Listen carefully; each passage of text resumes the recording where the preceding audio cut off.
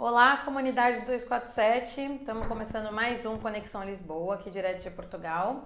Eu sou a Larissa da Silva, jornalista, estou junto aqui com a equipe do 247. Hoje a gente está recebendo o Regis Barbosa, arqueólogo brasileiro, veio diretamente do Rio de Janeiro, mas já está há um tempinho aqui, já há algum tempo. Bom tempo em Portugal. A gente quer aproveitar, além de políticos, dessas discussões que a gente traz aqui para o Conexão Lisboa, nós achamos importante trazer também imigrantes, quem veio para cá e como está atuando aqui, quem são essas pessoas, que os brasileiros são a maior comunidade aqui em Portugal. E é importante a gente trazer histórias como a do Regis, que ele vai compartilhar aqui com a gente hoje, para vocês também entenderem a realidade de um brasileiro aqui em Portugal e como que vão caminhando aí ao longo dos anos. Regis, obrigada por ter vindo conversar com a gente. É um prazer. Para começar, eu acho que para a gente contar para a nossa comunidade como que o Regis chegou aqui em Portugal, por que veio, vamos contextualizar as pessoas. Isso já faz bastante tempo, não é? Estamos falando de 2001. 2001. Lula nem era presidente. Lula nem era presidente, né? A gente comemorou aqui a eleição do Lula. Aliás, eu comemorei a eleição do Lula aqui. Olha. Já não vivenciei essa experiência, num contexto bastante diferente, não é? Uhum. E eu tinha 20 anos. Uau! 20 anos e decidi, naquela altura, que queria conhecer outras coisas e queria ter uma experiência diferente e me tornar independente, trabalhar e tal, isso tudo. E vim para Portugal com um bocado sem prever muito o que viria a acontecer, o que efetivamente aconteceu. Uhum. Na altura vim como turista, mas fiquei. Uhum. Portanto, ainda tive algum tempo sem papéis, não é? Eu cheguei em 2001 até 2003, vivi, trabalhei e tal, sem os documentos na altura. Sim. Hoje, para os brasileiros que moram aqui há muito tempo, como o Regis, contam que era um período muito crítico, né, de regularização, que era muito difícil. Hoje não está tão facilitado, mas você acha que hoje está mais fácil ou não? Tem as suas... A leitura que eu faço hoje é que houve muito avanço no que diz respeito ao enquadramento legal. Tá. Seja a lei nova da nacionalidade, seja a nova legislação que foi aprovada, que visa facilitar algumas questões burocráticas para que a pessoa consiga o visto ou o cartão de residência, não é? Uhum. Isso, efetivamente, houve um avanço. Uhum. O problema, por vezes, hoje, é a implementação dessa legislação, desse corpo todo que foi aprovado e que foi a conquista das lutas dos imigrantes aqui. Uhum. Naquela altura, a gente tinha uma legislação que era bastante pior e que impossibilitava que entre novembro de 2001, sendo mais concreto, e 2003, se não me engano, agora posso falhar um pouco aqui nas datas, o processo de legalização de estrangeiros, que chamava-se legalização, né, estava fechado. Uau! Quer dizer, as pessoas entravam e não conseguiam. A partida não havia maneira. Uau. A não ser que você já viesse com um visto. Sim. Ou conseguisse mas se um visto estivesse de aqui no estudante. território não tinha mais negociação. Se fosse um trabalhor imigrante que aqui chegasse, ele não tinha possibilidade de conseguir os papéis. E isso quanto reflete na vida de um imigrante? Longe da família, se não podia voltar, não saía, se saísse daqui não voltava, é um processo muito crítico, né? Um processo absolutamente crítico, na medida em que você fica completamente desprotegido. Do ponto de vista afetivo também pode gerar uma série de problemas. É claro que na altura eu tinha 20 anos. Uhum. As pessoas têm 20 anos, têm uma disposição absolutamente brutal. Mas era uma situação bastante crítica. Inclusive, mesmo que você não aconteceu comigo, mas com outros amigos, pessoas conhecidas, nessa situação aconteceu de terem sido roubadas ou terem sofrido qualquer problema e depois não podem sequer recorrer à polícia ou ao Estado ou ter um problema de saúde, ter alguma dificuldade nisso por medo de ser deportado, de sofrer algum tipo de sanção. Não é? Ou seja, sem direito nenhum, né? Sem direito nenhum. Não tem direito a nada. num determinado momento fica sem ser cidadã, não é? Sim. E que é um problema grave. Nesse sentido, a luta dos imigrantes, das associações, e que teve apoio dos partidos progressistas aqui em Portugal, conseguiu que efetivamente fosse aprovado um corpo de legislação, um corpo legislativo que beneficiou os trabalhadores migrantes, né? Sim. Os trabalhadores migrantes. E nesse período você trabalhava com o quê? Você chegou aqui e conseguiu... Pode falar. Quando cheguei aqui, eu era operário fabril. E fui durante alguns anos.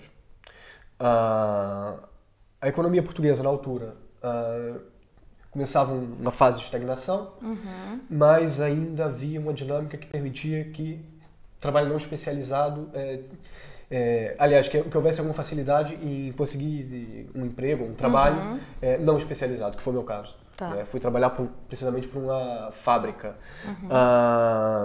É claro que naquela altura, como eu cheguei em junho, aqui tem um detalhe curioso, cheguei em junho, eu ainda podia estar enquadrado numa legislação que me permitia conseguir os papéis. Uau. Porque eu tinha chegado antes de novembro. Quem chegou a partir de novembro já não conseguia esse enquadramento. Entendi. Portanto, eu tendo um contrato de trabalho, eu poderia fazer um pedido para ter os papéis. E fiz. Mas a burocracia era tão grande, os problemas eram tantos. Aliás, houve até uma situação de uma das empresas que eu trabalhei, uma empresa de trabalho temporário, que provavelmente tinha alguém xenófobo na empresa e que não enviou os documentos de todos os imigrantes que trabalhavam para a empresa para o CEF. E gerou problemas e tal, mas efetivamente foi resolvido. Quer dizer, esse tipo de situação... aliás, eu dei entrada nos papéis em 2001 e só em 2013 eu consegui efetivamente o primeiro visto que eu tive. Na altura ainda era um visto, ainda não era o que a gente chama de cartão de residência, ainda era visto. E, portanto, demorou algum tempo. É um tempo que você fica um pouco no limbo, não é? E que é muito duro, né? É duro. E depois é um tempo que expõe uma série de contradições, na medida em que você pode não ter os papéis, ou pode não ser cidadão. No entanto, você faz os descontos para a Segurança Social, né, para a Previdência Social, você também faz os descontos para o Imposto de Renda, para as finanças. Quer dizer, enquanto contribuinte, a facilidade é muito grande. Sim, você contribui para o Estado, mas não tem Mas depois não tem os benefícios. Não tem os direitos. Para além do que uma parte da economia, uma parte substancial da economia, era em grande parte alimentada pelo trabalho migrante, sobretudo um trabalho não especializado, um trabalho fabril, um trabalho nas obras, era muito relacionado à mão de obra migrante. É baseado nisso. Tem uma coisa, Regis, que eu, que sou imigrante também, enfim, estou aqui há um ano, e é uma coisa que a gente já conversou aqui em outras entrevistas com o Paulo Willis, por exemplo, que é uma pessoa também que está aqui, é o quanto, quando a gente vira imigrante, a gente começa a confrontar, quando a gente vive no nosso país, a gente já passa por dificuldades. Mas quando a gente vira um imigrante, sai, né, fica longe da família, exposto a outros problemas, assim, e o quanto essa luta é diária, né, cada dia. Que você acha que te transformou, esse processo te transformou? O que você consegue enxergar de...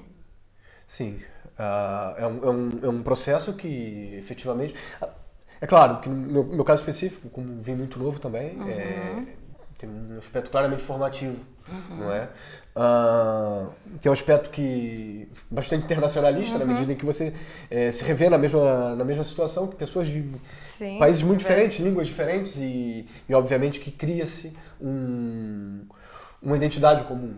A identidade do imigrante, não é? É curioso, as associações antirracistas ou de imigrantes têm essa componente de internacionalismo, das pessoas se reverem enquanto pessoas que não são só daquela nacionalidade específica, mas são de vários lugares do mundo, são trabalhadores, não é?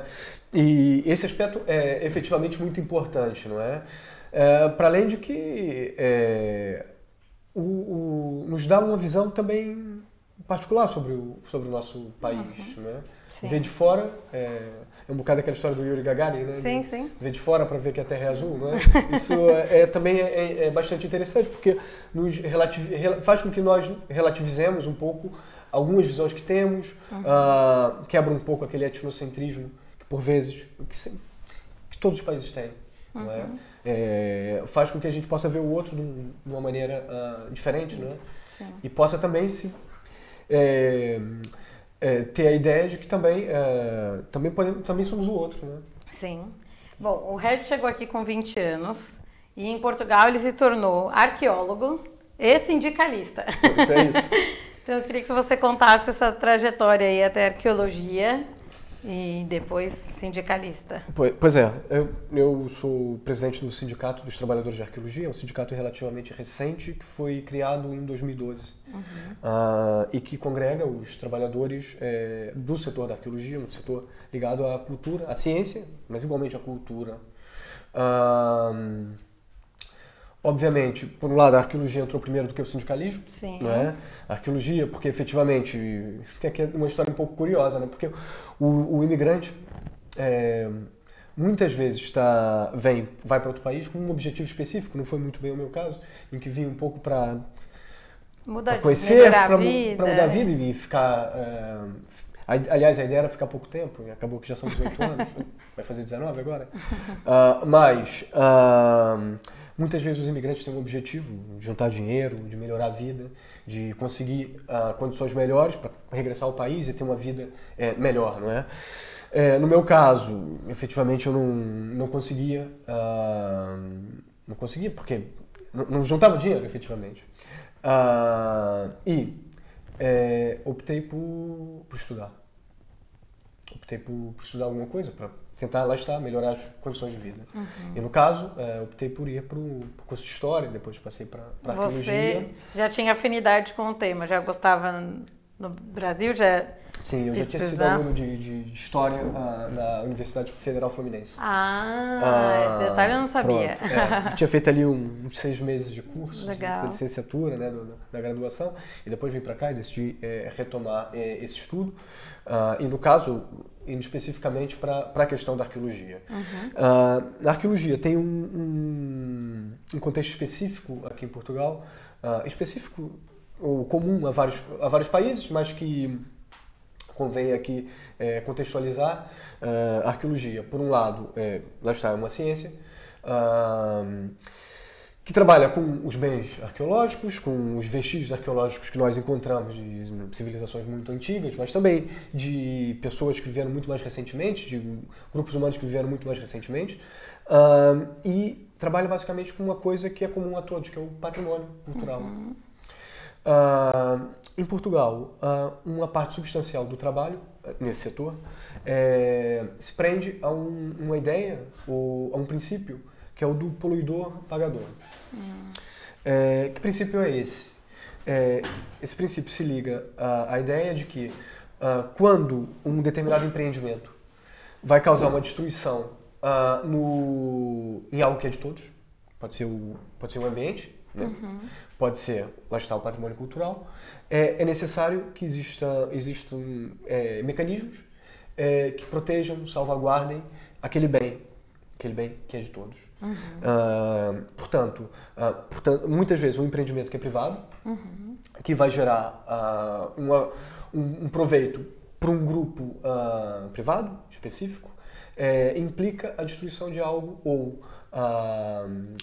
o prejuízo de algo que é de todos. Caso específico da arqueologia, do patrimônio arqueológico. O patrimônio arqueológico está embaixo das cidades, está enterrado embaixo das cidades. O patrimônio arqueológico também está nos edifícios, está nas ruas, está no campo também. E várias atividades econômicas têm um impacto sobre ele. É claro que esse enquadramento é diferente do enquadramento, por exemplo, da arqueologia, quando se fala da investigação científica pura e dura, não é? Que tem Ali, o trabalho arqueológico, a escavação arqueológica, o estudo, está relacionado à investigação propriamente dita, a resposta para algumas questões que são colocadas no âmbito da ciência. Também há outros trabalhos de valorização patrimonial, que tem um outro tipo de enquadramento.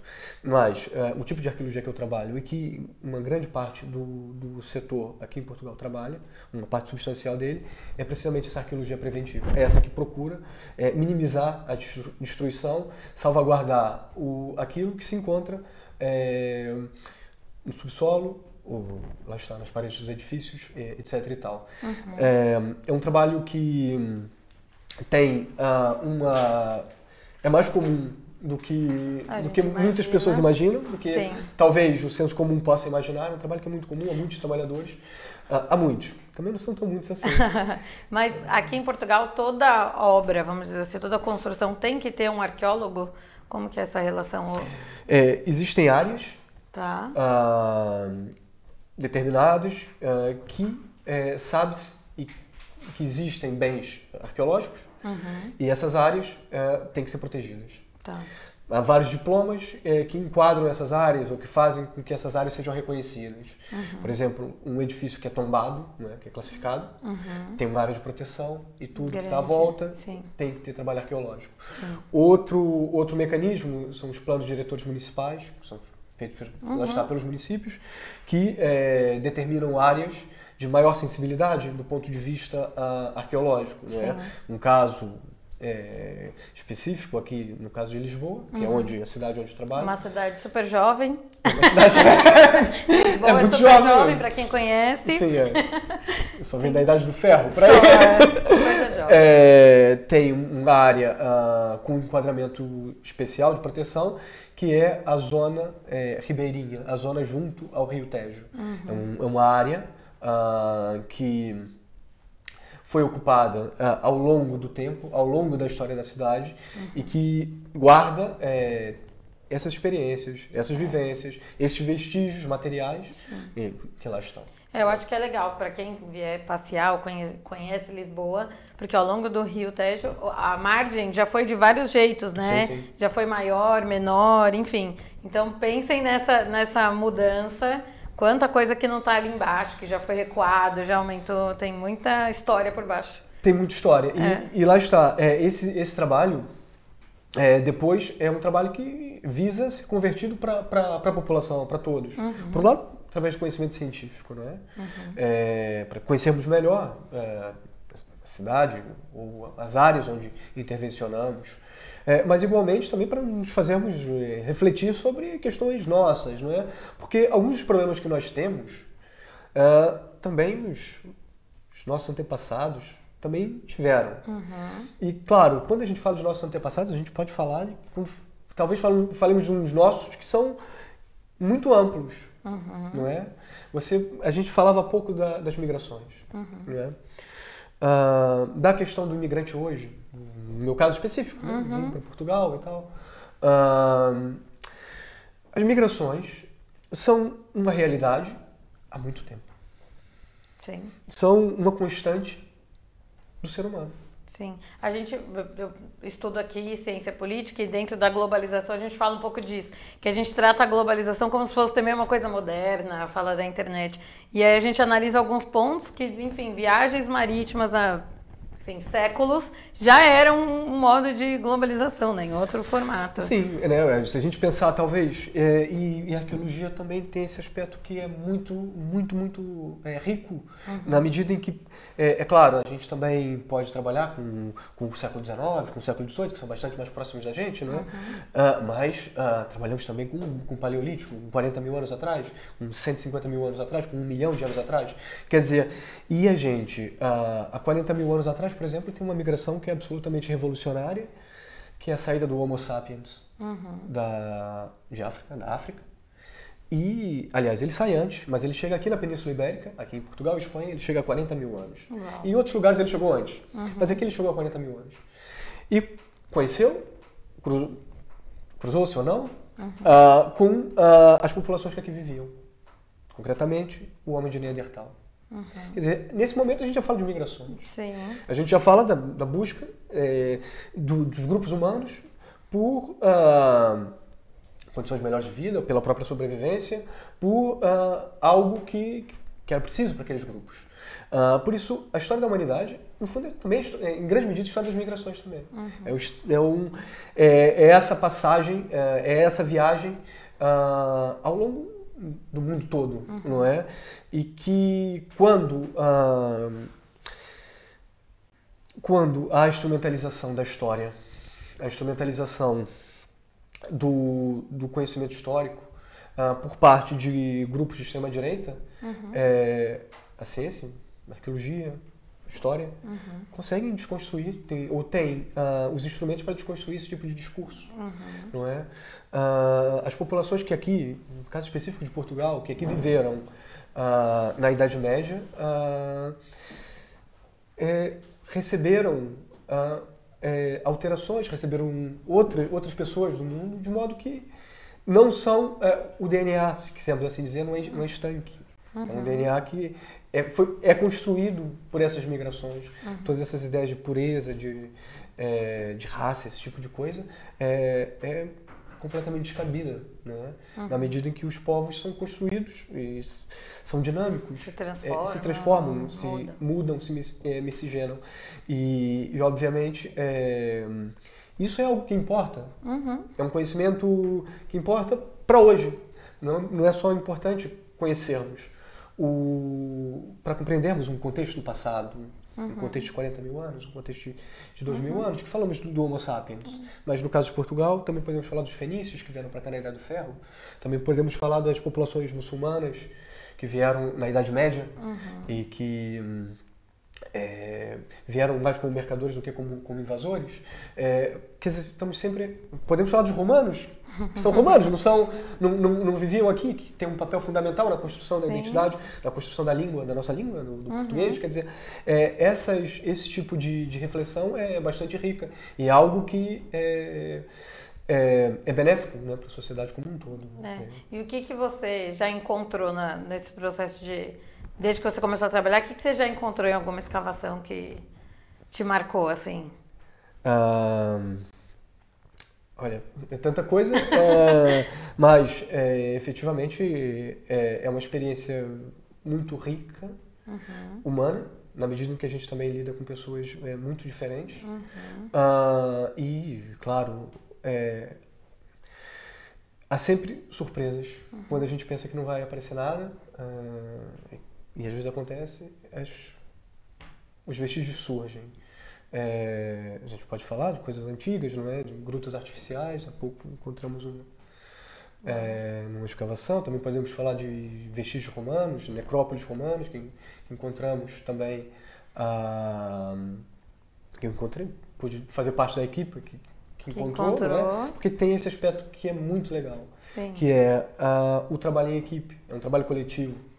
É um trabalho onde efetivamente há os diretores ou há o diretor, mas efetivamente é um trabalho que só os diretores não fazem.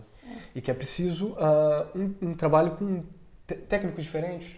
É preciso o arqueólogo, que trabalha com a cultura material. É preciso o antropólogo,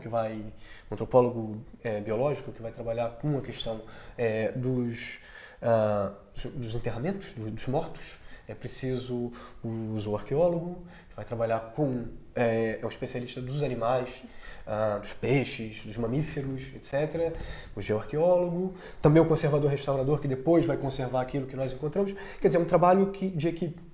E que nesse sentido, tem essa vivência rica do diálogo, saber ouvir o outro, de saber respeitar também as posições do outro, e efetivamente vai se somando bastante na construção do conhecimento. Não é? Já que você chegou aí no trabalho coletivo, onde que chegou o Regis sindicalista? Quando você foi para o sindicato? A cultura é um trabalho. Trabalhar em cultura. Não é? Há algumas pessoas que não veem dessa maneira e que julgamos que estão completamente errados. É um trabalho que precisa de muito investimento, precisa de uma formação sólida, precisa de uma formação que custa tempo, também custa dinheiro, não é? É um trabalho que precisa, para que seja bem feito, precisa de uma grande dedicação de tempo. podemos falar tanto das artes e quanto do patrimônio cultural, que é ciência também, né? Que também é ciência. Esse trabalho garante algo que é um direito de todos, que é o direito à cultura, que também é um direito de todo cidadão. Todo cidadão também pode querer fazer a cultura, pode querer exercer o seu direito de fazer cultura, não profissionalmente, também existe essa possibilidade. Mas uma grande parte do trabalho é feito por profissionais. Esses profissionais têm que ser valorizados, não podem ser precarizados, não podem receber salários baixos. Ainda mais quando nós temos, no caso específico da arqueologia, quando nós temos situações onde, por conta de um empreendimento privado, vai haver destruição de algo, como eu dizia há pouco, que é de todos. Esse trabalho de resgate, esse trabalho de salvaguarda, é um trabalho que tem que ser profissional também. Ele tem que ser feito da melhor maneira possível, porque lida com algo que é precioso, lá está, porque é de toda a população. Não é? Por isso, é preciso que a gente tenha, que esse trabalho seja um trabalho de excelência. Esse trabalho só é possível se tivermos profissionais devidamente formados e que recebam um salário, tenham condições de vida dignas. Um sindicato da cultura, no âmbito da cultura, lida com situações onde a precariedade é grande.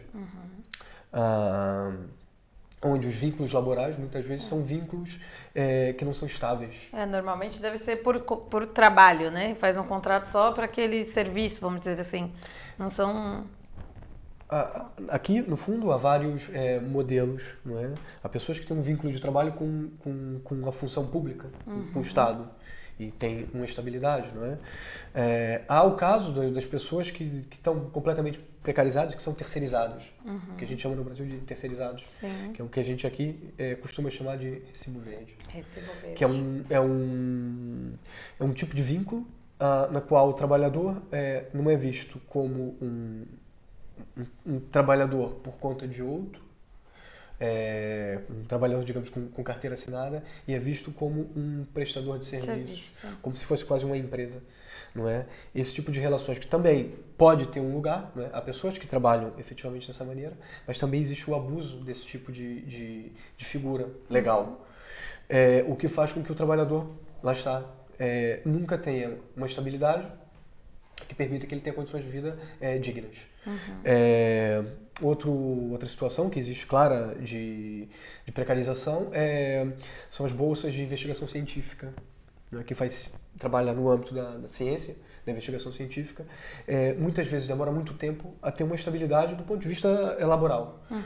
Passa anos e anos com bolsas de doutoramento, bolsas de doutorado, bolsas de pós-doutorado, os anos passam e a pessoa nunca tem aquela condição de vida ou aquela condição para efetivamente poder exercer, poder ter uma vida digna, estável, com perspectiva de futuro.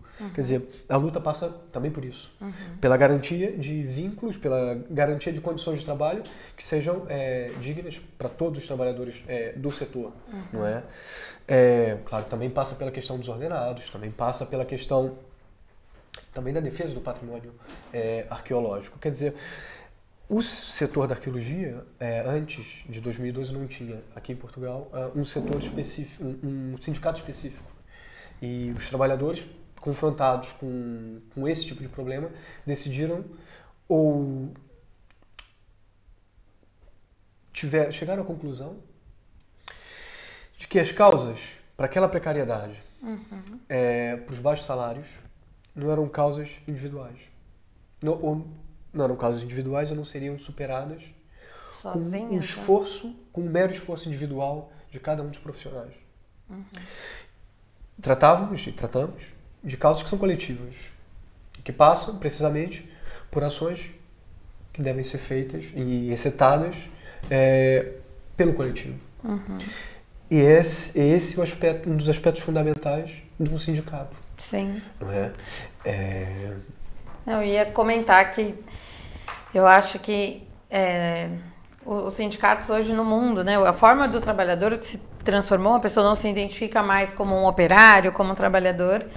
E aí vocês conseguiram identificar que essa solução era coletiva. Num momento tão crítico que a gente está, eu ia perguntar isso para você. Né, como que a gente faz para essa pessoa ter consciência? Porque qualquer trabalhador é de forma coletiva que a gente vai lutar e enfrentar o patrão, vamos dizer assim. Mas como que vocês conseguiram dar consciência para esse grupo de que eram de forma coletiva? Que parece uma coisa simples, mas eu acho que a dinâmica do trabalho também de vocês pode ter facilitado, é isso, você acha? Quer dizer, eu acho que havia um grupo, efetivamente, não muito grande, mas havia um grupo que tinha uma visão clara de que aquilo não iria se solucionar de forma estrutural e através de ações individuais. E a partir de um grupo relativamente pequeno, foi sendo feito trabalho. Conversar com as pessoas, conversar com os outros profissionais de arqueologia, porque o sindicato não é um sindicato de arqueólogos, é um sindicato do setor da arqueologia. Então estão arqueólogos, mas também estão antropólogos, também estão trabalhadores indiferenciados, também estão trabalhadores técnicos, também podem estar conservadores restauradores, quer dizer, estamos falando do setor todo. E depois o trabalho é nós conseguirmos conversarmos, fazer trabalho com as pessoas, fazer esse trabalho de conversar e, por um lado, é um trabalho de explicar, também é um trabalho de ouvir muito. Na medida que o sindicato é um tipo de instituição democrática, por excelência, onde o debate, onde a participação são a base para os nossos avanços. Quando a gente consegue um debate franco, honesto e correto com os outros, com os demais trabalhadores, né, daquele setor, né, quando a gente consegue envolvimento dos trabalhadores, a gente consegue avançar. E depois as vitórias, mesmo que sejam pequenas, permitem que nós possamos ter mais gente do nosso lado, mais gente com aquela visão comum.